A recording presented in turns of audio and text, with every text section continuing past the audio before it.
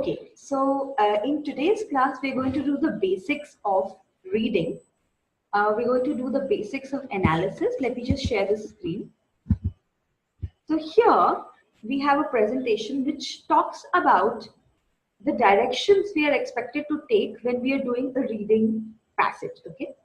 So you have to understand what we are doing here. We're trying to actually do a little bit of an analysis building. So we know that most students from, a CBSE, ICSE background, ICSE is still a little better when it comes to analysis. We know that the kind of the difficulty level of the reading comprehension is very basic, right? So you don't have a lot of analysis, and not a lot of analysis is taught to students. So it's very important to understand how to break down a particular passage that is given to you.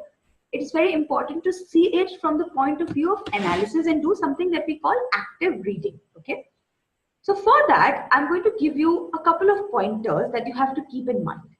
The first thing is, so what we're doing here is I'm telling you some markers, okay? Certain markers that you have to understand and you have to keep in mind so that, you know, they're going to help you create a mind map and understand what a passage is about.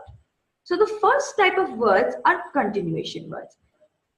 You have to understand that when we are doing a particular passage, right? And this is something which is going to be extremely helpful in the essay as well, because the essay section and the reading section are very interrelated in this manner, that they both test you on your understanding of analysis. So you have to see that when we are given the passage, it is about an argument, right? Some point of view is presented by the author. Now, when we are talking about an argument, in the beginning, an argument is initiated, right? And then either layers are added on top of it or it takes a different direction.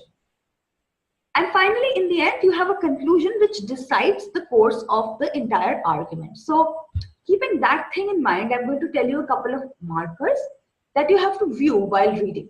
So the first marker would be continuation words. And continuation words are words like moreover, furthermore, on the one hand, undoubtedly, coincidentally. So basically, these words are just adding layers to the already presented point.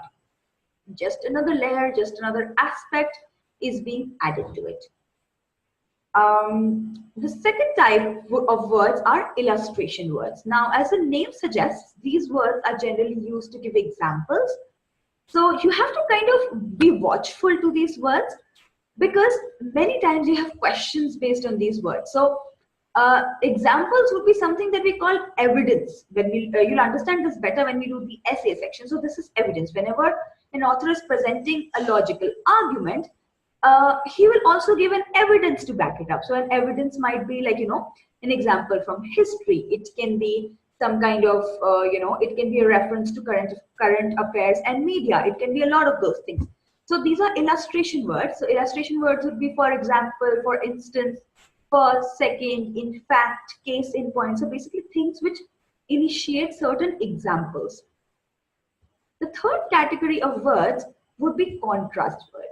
Now, these words are something that you have to be extremely careful about. Reason being that when contrast words are added, the argument is taking a new turn. And if you miss these words, you might have a gap in your progression, right? The way the argument is going. You might feel a gap in it if you miss these words.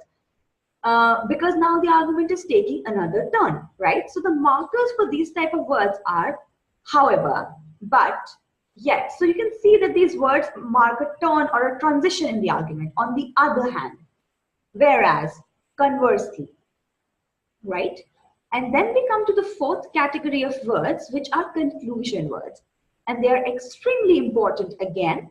They're extremely important because, like I just mentioned, concluding words help to tie the entire argument together. Whenever we are discussing something like a central theme, or we are trying to, put a finger on the purpose or the overall argument presented by the author, Concluding words and conclusion becomes extremely important because that is the final verdict, right?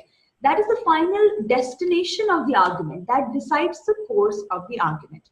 So conclusion words would be in conclusion, finally, clearly, hence, therefore, as a result. So basically, you can understand, the need is to understand the categories, okay? And just kind of understand understand how and why these words function in a particular reading passage. So that is it for understanding analysis.